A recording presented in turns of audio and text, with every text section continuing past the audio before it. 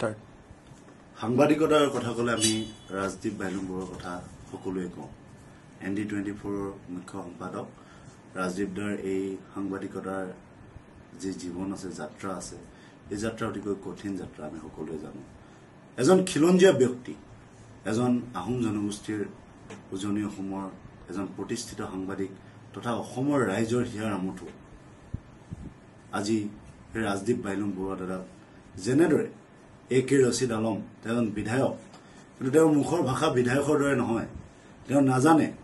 যে মিডিয়াৰ লগত সংবাদ কৰ্মীৰ লগত কেনেদৰে কথা ক'ব লাগে সেইজন ৰছিদ আলমৰ যি ভাষ্য তেওঁক আমি হুকিয়াই দিছো যে দুনাইবাৰ কোনো খিলঞ্জীয়াৰ বাবে কোনো খিলঞ্জীয়া সাংবাদিকেই কেৱল নহয় তেওঁ এজন কৰ্মী হ'ব পাৰে এজন দোকানত কাম কৰা মানুহ হ'ব পাৰে যোনেই নহওক এজন খিলঞ্জীয়াৰ ওপৰত আক্ৰমণ কৰাৰ ওপৰত আগত আপুনি 10 বাৰ 100 বাৰ নহয় হাজাৰ বাৰ নহয় লাখ বাৰ ভাবিব কাৰণ লাখ লাখ অসমীয়া দেখাই তেজ দি অসমীয়া জাতি নিৰ্মাণ কৰিছে গতিকে এখন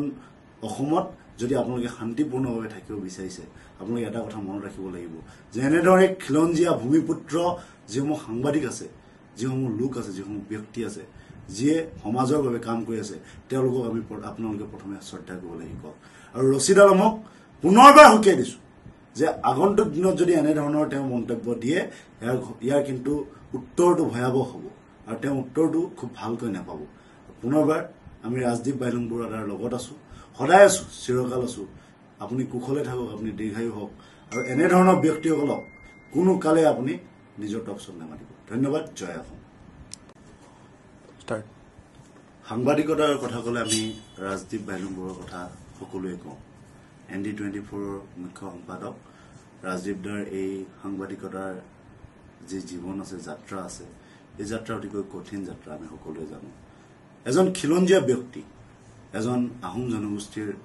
উজনি অসমৰ এজন প্ৰতিষ্ঠিত সাংবাদিক তথা অসমৰ ৰাইজৰ হিয়াৰ আমঠু আজি এই ৰাজদীপ বাইলুংবৰৰ দ্বাৰা যেনেদৰে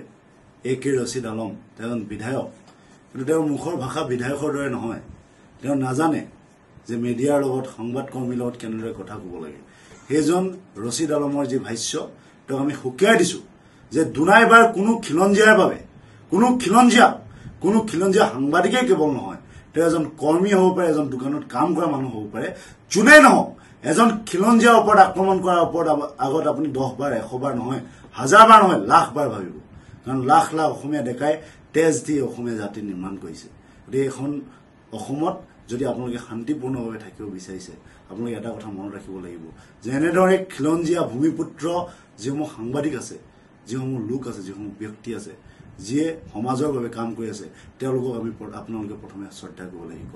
আৰু ৰছিদ আলমক পুনৰবাৰ হুকিয়াই দিছো যে আগন্তুক দিনত যদি এনে ধৰণৰ তেওঁ মন্তব্য দিয়ে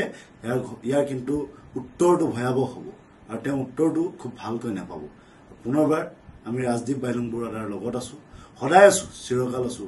আপুনি কুশলে থাকক আপুনি দীৰ্ঘায়ু হওক আৰু এনে ধৰণৰ ব্যক্তিসকলক কোনো কালে আপুনি নিজৰ টকছত নামাতিব ধন্যবাদ জয় অসম